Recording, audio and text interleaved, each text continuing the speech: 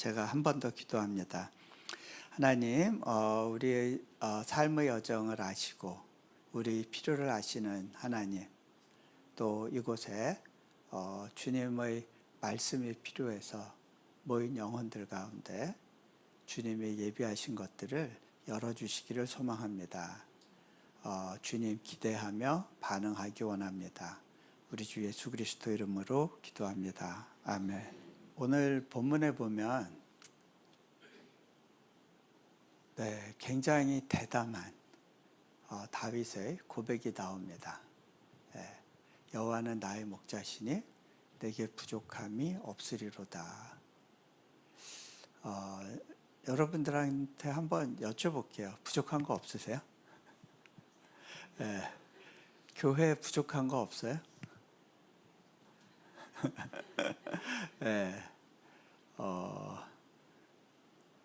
부족한 게 여러분 되게 많으실 거예요. 근데 어쩌자고 다윗은 부족함이 없을 것이라고 선포할 수 있을까요? 다윗의 시대는 부족함이 없는데 요즘 세대는 부족한 게 많은 건가요? 여러분들 이 말씀 다 아세요. 근데요, 현실은 우리가 이 말씀을 못 믿겠는 게 문제예요. 안 믿어지거나 내 경우는 예외일 거야 라는 생각들을 하실 겁니다. 자, 근데요, 다윗이 부족함이 없을 거라고 선언하는 이유가 되는 내용이 뭐냐면 여호와가 나의 목자시기 때문이라고 합니다. 여러분 잘 보세요. 하나님께서 나의 모든 필요를 아시고 채워주시니까 부족함이 없는 게 아니고요. 하나님이 선제적으로 많은 것들을 예비해 주시니까 부족함이 없는 게 아니고요. 여호와가 나의 목자라는 사실이 믿어지기 때문에 부족함이 없다는 거예요. 여호와가 어떤 분인지 알기 때문에. 자, 그런데요, 이 믿음을 가지고 살아가는 데 있어서 우리에게 수많은 도전과 어려움이 있어요. 그렇죠? 제가 그걸 모르는 게 아니에요. 저는 여러분들보다는 훨씬 많은 필요와 훨씬 많은 결핍과 훨씬 많은 부담과 싸우는 시간들을 가지고 있어요. 제가 몽골에서 정말 어떻게 보면 아무런 도움 없이 그냥 거기에 우리 가정이 툭 떨어진 것 같은 느낌이었는데, 제가 하나님께 이 말씀이 잘 이해가 안 돼요 했던 내용이 있었어요. 그게 뭐냐면 내가 너희를 보내는 것이 양을 이리떼 가운데 보내는 것 같다라고 하는 말씀이셨어요. 예수님께서 제자들에게 이제 전도 사역으로 이제 세상 가운데 보내시면서 내가 너희를 보내는 게 양을 이리떼한테 보내는 것 같다. 예수님이 아세요. 예수님도 수많은 고난과 결핍과 도전 속에서 그 삶을 살아가셨어요. 제자들이 어떤 필요 가운데 있는지를 아세요. 그리고 그들이 나아가서 전도해야 되는 삶의 컨텍스트는 이리떼가 으르렁거리는 곳이에요. 그런데 예수님이 제자들을 보내실 때 뭐 이렇게 여러 가지로 전신갑주를 입혀주시고 무기를 장착시켜서 딱 이렇게 어떤 능력치를 레벨업 시켜서 그렇게 보내시는 게 아니라 양 같은 존재로 보내신다는 거예요. 왜 이러세요? 이게 승산이 있는 걸까요? 어쩌자고 이런 상황으로 제자들을 보내세요. 제가 양이 된 심정으로 정말 그 공산주의의 잔재가 여전히 가득하고 사회적으로 수많은, 그러니까 전도에 대한 압박과 굴레가 있는 그러한 현장 속에서 경찰만 봐도 움츠러들고 도망갈 곳을 찾는 것 같은 그러한 삶의 컨텍스트 가운데 왜 저희를 내보내세요? 왜 용사같이 만들어서 뭐 대통령의 친구가 되고 그 다음에 어떤 그 뒤에 빵빵한 사람의 어떤 권위자의 도움을 입어서 뭔가를 할 수 있게 하시고 재정을 빵빵하게 밀어주셔서 은행 잔고를 꽉꽉 채워주셔서 그렇게 해서 일하게 하시지 않으세요? 라는 질문이 있었던 적이 있었어요. 그런데 제가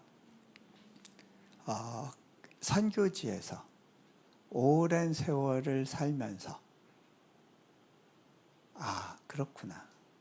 하나님은 우리의 결핍 가운데 일하시는구나. 우리의 약함 가운데서도 일하시는구나 라는 걸 배우게 돼요. 그래서 제가 호랑이 같을 필요가 없는 거예요. 늑대가 앞에 있어도 제가 그 늑대와 직접 싸워서 이겨야 될 이유가 없는 거예요. 그렇게 하지 않아도 그 약함 가운데 일하시는 하나님을 경험하면서 하나님이 어떤 분이신지를 배우고 알아가는 거고요. 그렇게 해서 내가 경험한 하나님의 이야기를 옆에서 경험한 사람들이 흘려받음을 받고 거기서 은혜를 누리게 되는 거더라고요.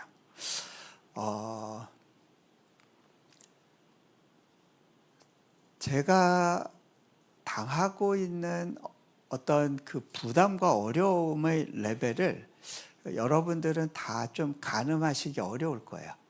네. 그런데 제가 부족함이 없다라고 하는 주제를 들고 설교한다는 것 자체가 여러분들한테 주는 메시지가 있을 것 같은데요. 최근에, 최근도 아니네요. 좀 됐는데, 학교가 사역이 커지면 커질수록 수많은 공격들이 있고 예기치 않은 어려움들이 있고 가지 많은 나무가 바람이 잘 날이 없죠. 예, 점점 더 많은 문제들을 끌어안고 살아가야 되는 거예요. 한 예로 저희 학교가 이제 자카르타 인터내셔널 유니버시티라는 이름을 갖고 있는데 이름이 너무 좋잖아요.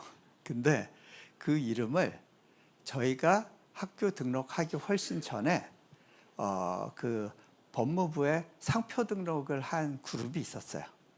그쪽에서 우리를 압박하기 위해서 너희가 계속 그 상표권을 사용한다면 고소할 거고 형사처벌로 너희는 이제 너희 책임자는 감옥에 간다라고 하는 이제 경고장을 저희한테 보냈어요. 제가 감옥에 대해서 약간 좀 이렇게 엘러지 반응이 있어요. 왜 그러냐면 그 대학 운영을 선교지나 뭐 이렇게 기독교 대학을 하시거나 하시는 분들 중에 감옥의 위협에 있었던 분들이 몇 분 있어요. 심지어 이제 한동대학교 김영길 총장님은 감옥에 실제로 이제 들어가신 적이 있잖아요. 제가 하나님한테 제가 이제 인도네시아 가서 그 사역한다고 이제 그 사역에 대해서 하나님의 부르심을 제가 생각할 때 하나님, 저는 심약하고 여러 가지로 약골이고 몸도 약한데 웬만하면 그 정도 시련은 좀 안 주셨으면 좋겠어요 라고 하는 그런 마음에 좀 기대가 있었거든요. 근데 특별하게 그 시기에 너 내 말 안 들으면 감옥 갈 수 있어 라고 하는 그런 이제 위협들이 좀 있었어요.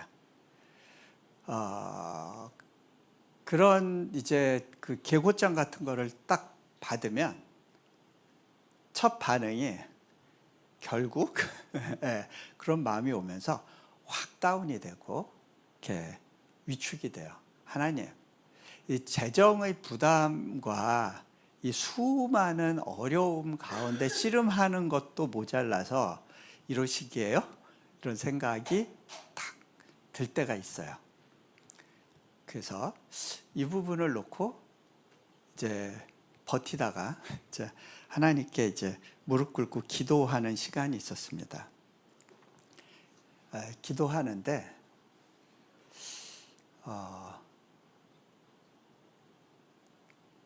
하나님이 어떤 질문을 주실 것 같으세요? 첫 마디가 야, 너 감옥 가면 안 되는 거니? 네. 근데요, 여러분, 그때 어떤 생각이 들었냐면, 내가 뭐 때문에 이렇게 낙담하고 있지? 뭐 때문에 이렇게 두려워하고 있지? 감옥 가는 거? 그게 뭐 대수인데? 죽으라 하셔도 죽을 수 있는 거 아닌가? 딱 그 생각이 드는 거예요. 근데요, 또 무슨 생각이 드냐면, 아, 그래. 감옥 간다고 그게 인생의 끝이 아닌데, 오히려 그것 때문에 또 그 저를 불쌍히 여기는 한국에서 기도하는 분들을 통해서 더 많은 후원이 들어올 수도 있는 거 아니야? 네. 네. 사람은 항상 위기 상황에서 떡고물을 생각을 해요. 근데 그거 외에 아니 그렇게 해서 또 하나님께서 또 영광 받으실 수 있는 뭔가가 생긴다면 그것도 가능할 수 있는 일이 아닌가라는 생각이 들었어요. 그러면서 하나님 뭐 가라시면 갈 수도 있어요 라고 답을 하고 나니까 놀랍게도 감옥에 대한 두려움이 싹 사라지는 거예요. 그리고 그 위협 자체가 고양이의 어흥이었다는 사실을 깨달아요. 어흥 하니까 뒤에 뭐가 있나 보다. 근데 고양이의 어흥이었어요. 하나님은 피할 길을 예비하시고 준비시키셨어요. 그런데요, 여러분, 피할 길을 다 확인하고 그제서야 나는 안심이다가 아닌 거예요. 문제는 해결되지 않았고 으르렁거리고 있는데 하나님의 말씀 가운데 믿음의 반응이 일어나면 나는 이미 선제적으로 평안과 안정감 가운데 살아갈 수 있는 거예요. 또 한 가지 예를 들어 드릴게요. 저희가 아무래도 이슬람권 한복판에서 기독교 학교를 세운다는 말도 안 되는 생각을 가지고 하나님이 주셨으니까 이게 가능한 거예요. 그런 기특한 생각은 제 머리에서는 안 나와요. 우리는 우리 생각에 한계가 있고 안전지향적이기 때문에 우리에게선 그런 독특한 생각이 안 나오죠. 그런데 그렇게 그 사역을 하는 과정에 제가 두려웠던 게 있었어요. 그 다양한 방식으로 교회에 오는 핍박들이 있는 걸 알기 때문에 하나님, 저 이 사역하면서 한 가지 하나님하고 확인할 게 있습니다. 다른 건 몰라도요, 우리 사역자들 안전만큼은 책임져 주셔야 됩니다. 하나님, 우리 사역자 중에 누구 한 명이라도 아프거나 그 어떤 공격을 당해서 어려운 상황을 만나게 되면 저 그때는요 그냥 뒤도 안 돌아보고 손 털 겁니다. 그렇게 기도한 적이 있었어요. 그러다가 이제 코로나 기간에 우리 학생들이 인터넷 상황이 너무 안 좋으니까 어떻게 그 밖에서 공부를 따라가는 게 불가능하다고 판단돼서 학생들을 다 기숙사로 불렀어요. 그리고 기숙사 안에서 이제 생활하면서 이제 온라인 수업을 했는데 그러던 중에 이제 캠퍼스에서 이제 코로나가 퍼지게 되고 저희 사역자 중에 한 명이 이제 감염이 됐는데 중환자실로 이제 가야 된다고 이제 산소 포화도가 낮아져서 그런 상황이 됐어요. 아, 어떻게 하지? 너무 막막하고 난감한 거예요. 그때 무릎을 꿇고 하나님께 기도하기 시작했어요. 그런데 그때 하나님께서 주시는 마음이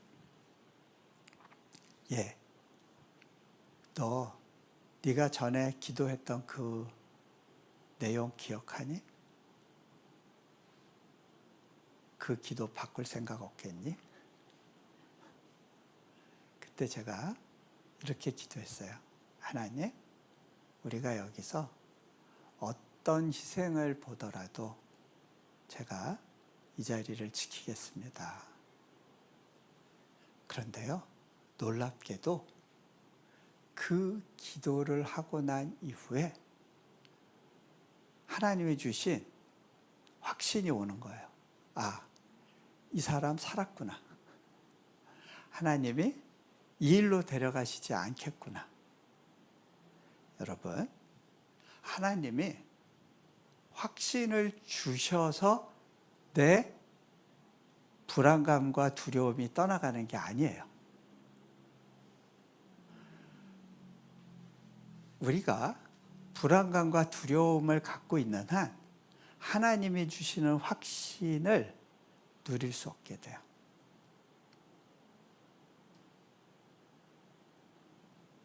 순서가 바뀌어야 되더라고요.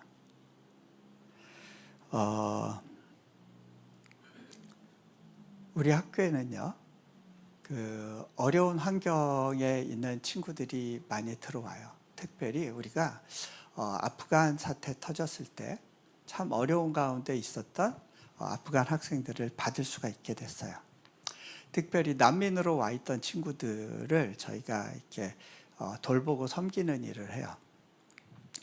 그 난민 친구들 중에 이제 하나님을 믿게 되고 우리 학교에 이제 공부하러 들어온 애들이 있었어요.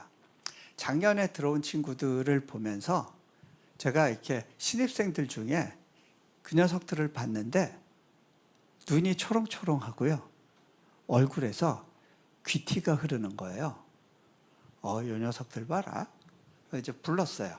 이제 제 방에 불러서 제가 학생들한테 이런 질문을 했습니다. 얘들아, 나는 너희들이 어떤 삶을 살고 있었는지를 아는데 다 대부분 우리 학교에 온 애들 보면 6, 7년 정도를 인도네시아에서 난민으로 사는데요. 초기 2, 3년 동안은 집 없이 길바닥에서 먹고 자면서 살아야 됐던 친구들이에요. 특히 자매들 같은 경우는 그런 환경에서 살아가는 것 자체가 그렇게 쉬운 일은 아니잖아요. 그런데 내가 니들 얼굴을 보니까 고생한 사람들 같아 보이지가 않아. 너희가 굉장히 당당하고 귀티가 있어 보여. 도대체 이유가 뭘까? 제가 알죠. 그런데 확인하고 싶어서 그 아이들의 답을 제가 한번 이렇게 요청했어요. 그랬더니 아이들이 뭐라고 얘기하냐면, 선생님, 저희가요, 예수님을 믿고 나서 마음만 바뀐 것이 아니라 저희의 얼굴도 바뀐 것 같아요. 혹시 이 가운데 예수님을 믿은 지 제법 시간이 지났는데 여전히 얼굴과 외모의 변화가 일어나지 않았다면 여러분 한번 좀 확인해 보셔야 될 것 같아요. 내가 갖고 있는 믿음은 어떤 믿음일까? 그 친구들이 뭐 화장품을 바르겠어요? 얼굴에 팩을 하겠어요? 네.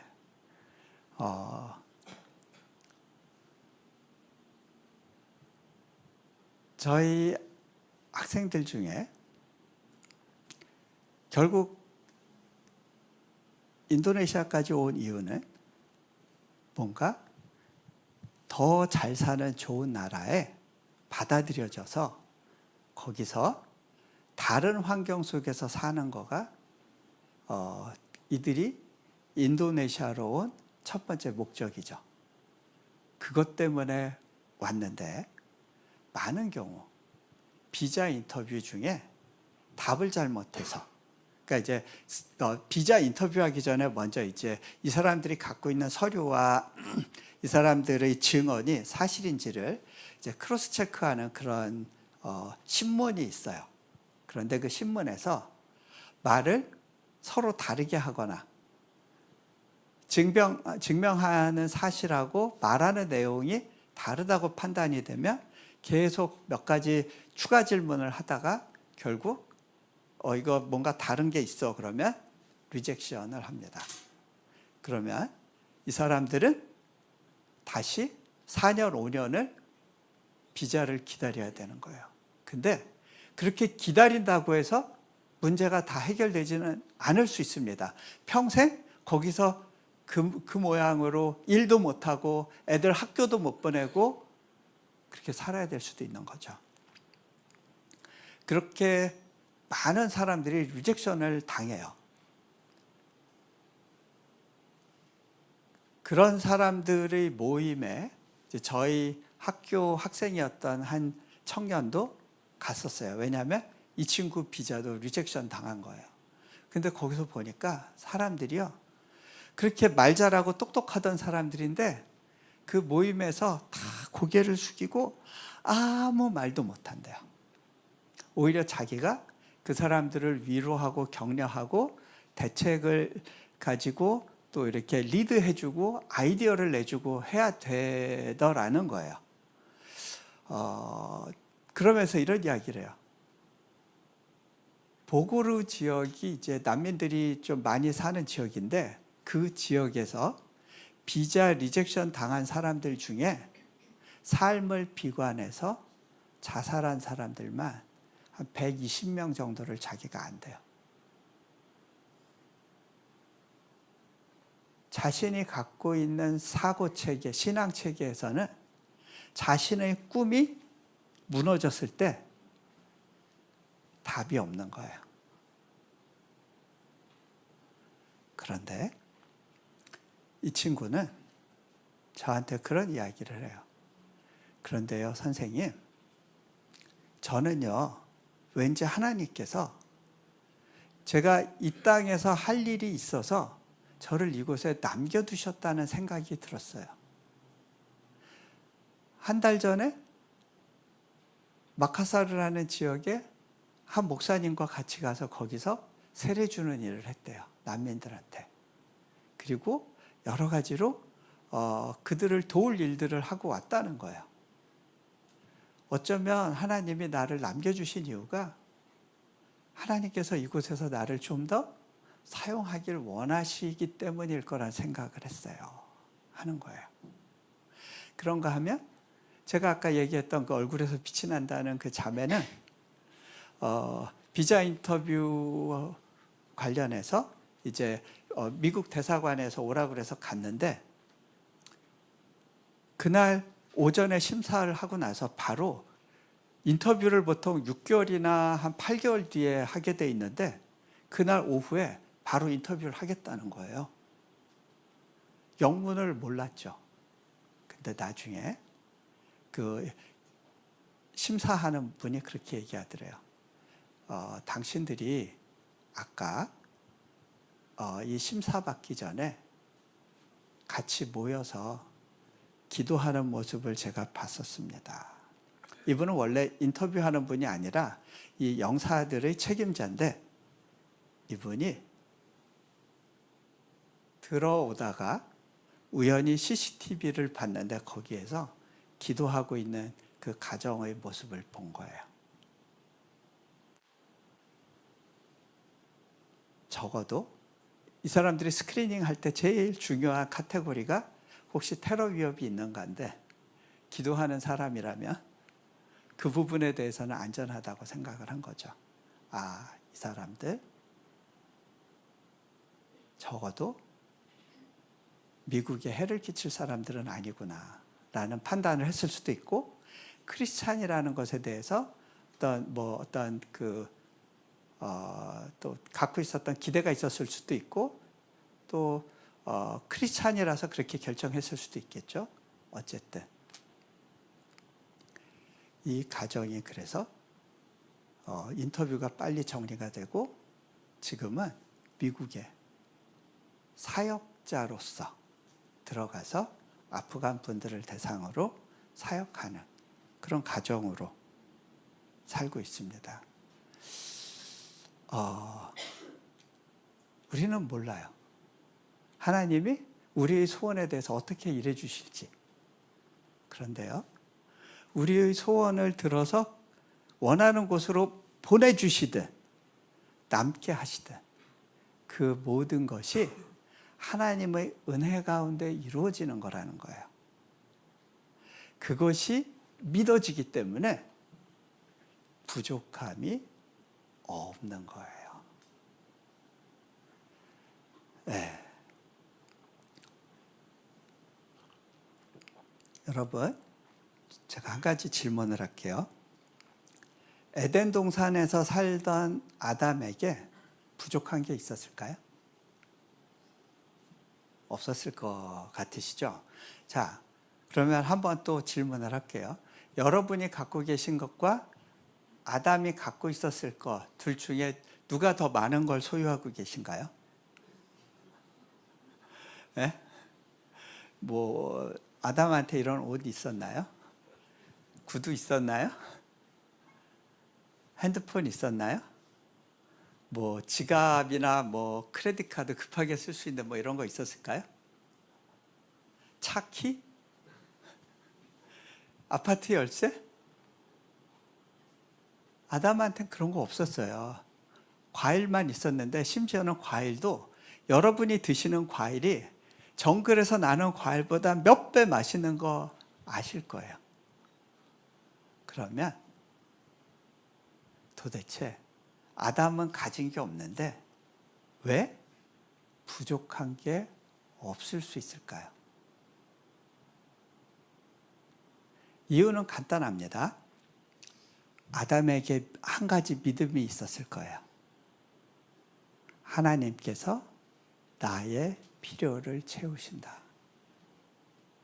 사단은 그거를 공격하길 원했어요. 그래서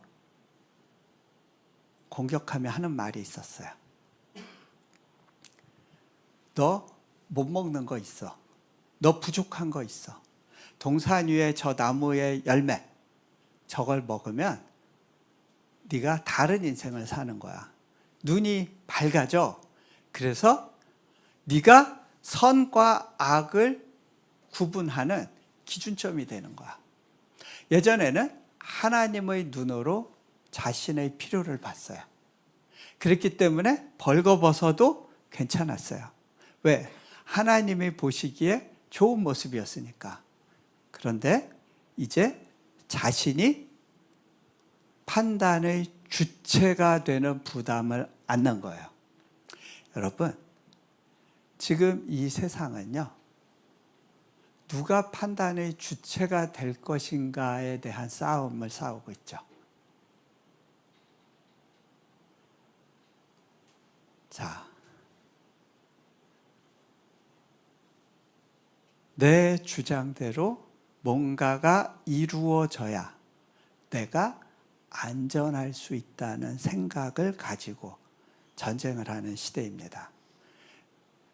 공산주의도 결국 핵심은 뭐냐면 인민이 주체가 되는. 근데 그것이 극대화해서 간 케이스가 결국 북한의 주체 사상이에요. 내가 주인 되고 주체가 돼야 돼. 우리 세상에서는요, 다들 이야기합니다. 너 자신을 믿어라. 이 세상에 믿을 놈 하나도 없다.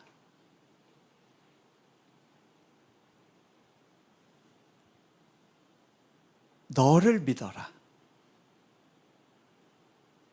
그게 선악과 정신이에요. 더 나아가서 헐리우드에서 나오는 모든 영화의 핵심 메시지는 뭐냐면, 너는 소중하고 귀중한 존재이기 때문에 너 자신을 행복하게 해야 되고, 그걸 위해서는 너 스스로가 노력해야 돼라는 메시지예요.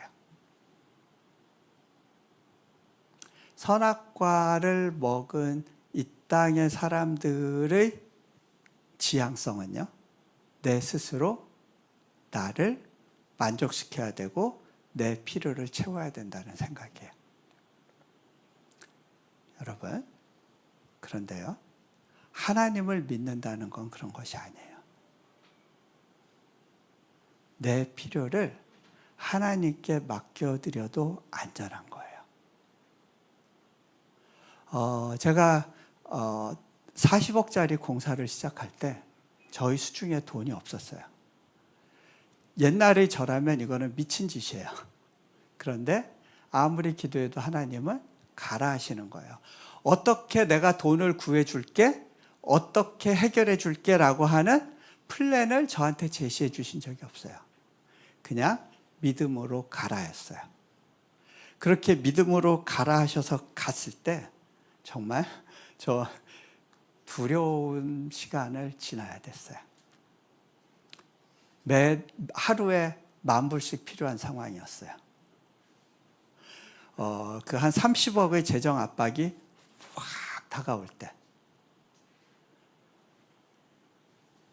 하나님 이거 좀 받아주세요. 하나님이 내 보스라고 하셨으니까 결제 하나님이 해주세요 하고 아마 올려보려도 다시 떨어져요. 제 책상 위에. 하나님, 그럼 내가 보스네요. 하나님 책임 안 져주시잖아요. 그렇게 제가 넋두리 하고 있던 어느 날 하나님이 제게 이렇게 말씀하시더라고요. 너 그 부담 가운데서라도 좀 웃으면서 가줄 수 있겠니?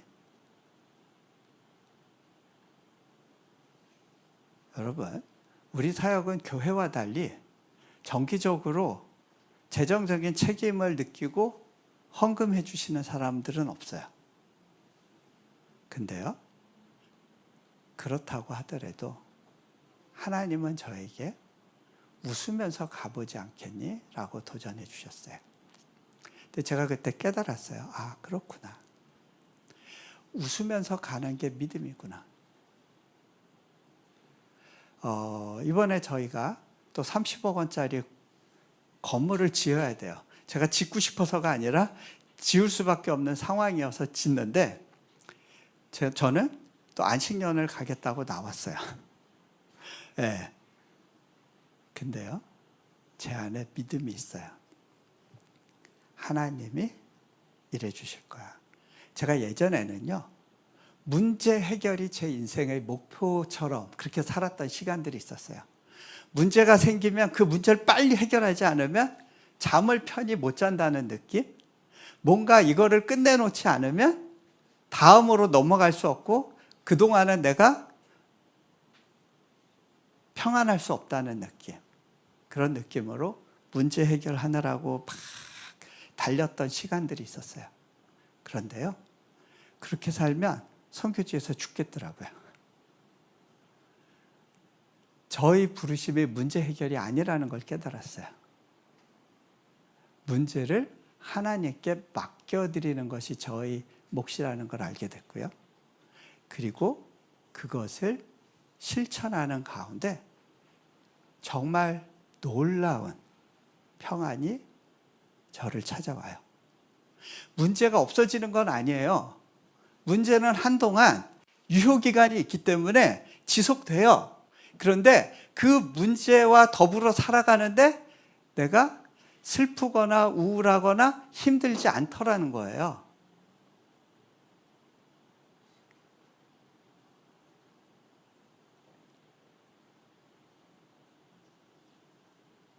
때로는 하나님께서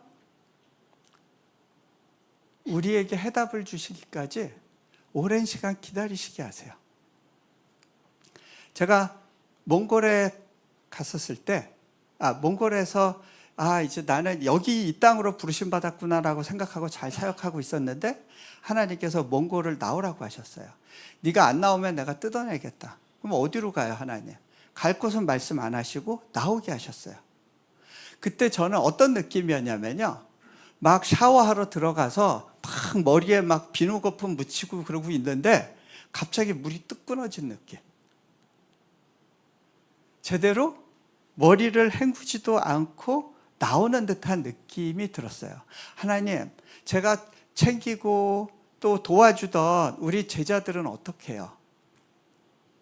하나님은 그들이 나를 의지하는 법을 가르치겠다. 저 그게 무슨 소리인지 몰랐어요. 그리고 나서 몽골을 떠났고 하나님이 저에게 몽골은 다시 못 간다. 생각도 하지 말아라 라는 마음을 주셨어요.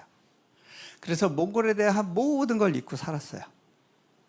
그러다가 제가 지난 6월에 몽골 땅을 다시 방문했어요.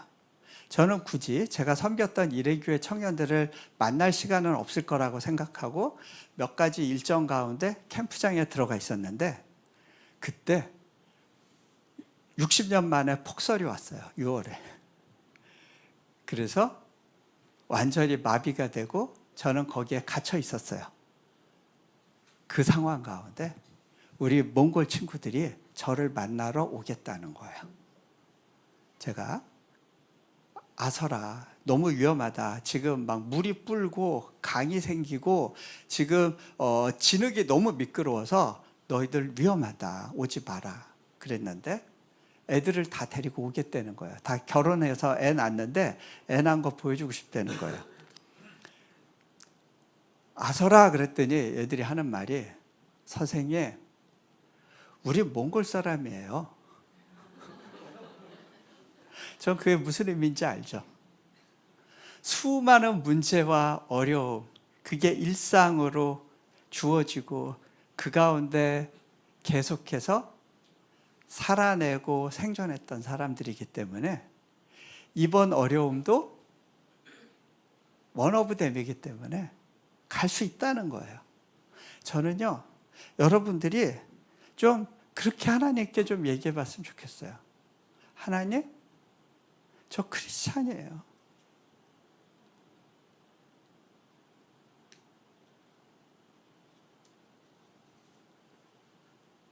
예수님의 십자가를 아는 사람이에요. 이 친구들이 우르르 왔는데 제가 그때 깨달았어요. 얘네들이 유독 가난했던 애들이거든요. 제가 얘네들 신방 가면요, 그 천막에 영하 30도, 40도가 되는데 땔감이 없어서 그 추운데 이불 뒤집어 쓰고 있는 거예요. 저는 그 냉기를 견디기가 어려워서 그냥 잠깐만 만나고 기도만 해주고 나와야 됐어요. 얘들을 위해서 뭔가를 해주고 싶었어요.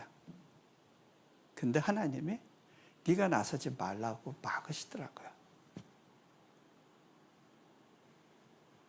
제 생각에는 하나님이 저보다 더 이들을 사랑하는 것 같은데 저는 도와주고 싶은 마음이 있는데 하나님은 내버려 두라시는 거예요. 네가 나설 일이 아니라는 거예요. 그때는 다 이해가 안 됐어요.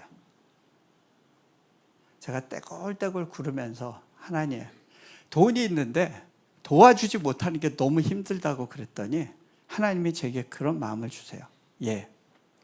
네가 줄 수 있으면서도 못 주는 그 안타까운 마음이 내가 너희를 위해서 갖고 있는 마음이다. 지금은 안 된다는 거예요. 그때는 다 이해 못했어요. 그런데 13년이란 세월이 지나서 보니까 이 녀석들이 다 자라서 왜 그렇게 애들을 4씩 낳는지 그것도 저희를 따라 하더라고요. 근데 그 없던 놈들이 대학 공부를 마치고 석사 학위를 한국에서 받고 호주에서 받고 미국에서 받고 그리고 목사가 되고 선교사가 되고 전문직에 있으면서 애들 데리고 보러 오겠다는 거예요. 그때 제가 깨달았어요. 아, 하나님이 친히 만지시고 인도하시겠다는 말씀이 이 말씀이었구나. 내가 할 수 없는 영역에서 하나님이 이들을 위해서 준비하신 것이 있었구나. 제가 그 짧은 몽골 일정 가운데 13년 전에 궁금해했던 많은 것들에 대해서 하나님의 답을 주셨어요. 제가 인도네시아에서 항상 부족함 가지고 씨름하고 있다고 생각했는데 어느 날 제가 저희 집을 어떤 각도에서 보다가 이 집 낯이 익은데 싶었어요. 재밌죠? 제가 한 번도 집을 찬찬히 못 봤었나 봐요. 이 집 어디랑 뭐랑 비슷한데 나중에 보니까 제가 몽골에서 직구하러 기도하고 있을 때 하나님이 보여주셨던 집이었어요. 저는 그게 먼 훗날 하나님이 준비할 집이라고는 생각을 못했어요. 천국집인가 그랬어요. 아유, 이 땅에선 집 없이 떠돌아가는 삶을 살아야겠구나 했어요. 그런데 그때 그 깨달음이 오면서 제게 오는 확신이 있었어요. 아, 그렇구나. 이 사역은 내가 맨 땅에 헤딩하는 것 같고 아무것도 준비 안 된 상황에서 나 혼자 고생하는 것 같았는데 하나님은 이미 내가 살 집조차도 20여 년 전에 준비하셨으면 우리 학교에 다니는 학생들이 엄마 뱃속에 있거나 아장아장 엄마 손잡고 걷는 그 시점에서 하나님은 이미 이 아이들을 데려다가 교육시킬 대학의 구상을 끝내고 계셨구나.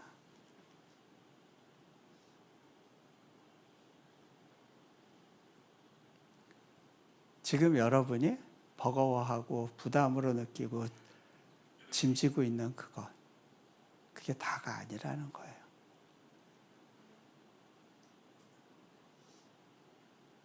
그 하나님에 대해서 믿음을 가질 때 지금 내 손엔 잡히는 게 없고 쥐어진 것이 없어도 그 모습 그대로 안전하다는 거예요. 망해도 된다는 거예요. 망한다고 끝이 아니라는 거예요. 예루살렘 성전이 무너졌어요. 그리고 바벨론이 들어와서 다 짓밟았어요. 거기에 남아있는 것이 없었어요. 그 사람들은 예루살렘에서 풀뿌리 뜯어먹고 그때 이 사람들은 희망이 있었어요. 예루살렘 성전은 하나님이 살려주실 것이다. 그렇기 때문에 많은 사람들이 예언을 해도 그런 쪽으로만 예언을 했어요. 근데 에레미야가 얘기해요. 아니다. 항복해라. 망한다. 너희 다 끌려간다. 그게 하나님의 뜻이다. 이런 저주가 있냐고 사람들은 이야기했어요. 근데 예루살렘이 무너졌을 때 멀리 있는 그 포로를 상대로 바벨론에 잡혀있는 포로를 상대로 예레미야가 편지를 써요. 하나님의 말씀이니라. 만군의 여호와 하나님의 말씀이니라. 너희를 향한 나의 생각을 아노니 너에게 소망을 주려 함이지 재앙이 아니라는 거예요. 그러면서 그곳에 가서도 너희가 기죽지 말고 열심히 자녀를 낳고 번성하라고 얘기하세요. 왜? 하나님의 계획은 아직 온고잉하고 있기 때문에 괜찮다는 거예요. 망했어도 그게 망한 게 아니라는 거예요. 하나님은 거기서 그 소망 없다고 느끼는, 망했다고 느끼는 유다의 백성들 가운데 찾아오셔서 에스겔을 만나서 환상을 보여주시고, 다니엘을 만나서 그 바벨론 왕의 권세 앞에서 하나님이 어떤 분이신지를 드러내게 하시고, 모든 사람들은 하나님의 영광이 무너졌다고 생각하는 그 시점에 하나님은 왕후를 일으키시고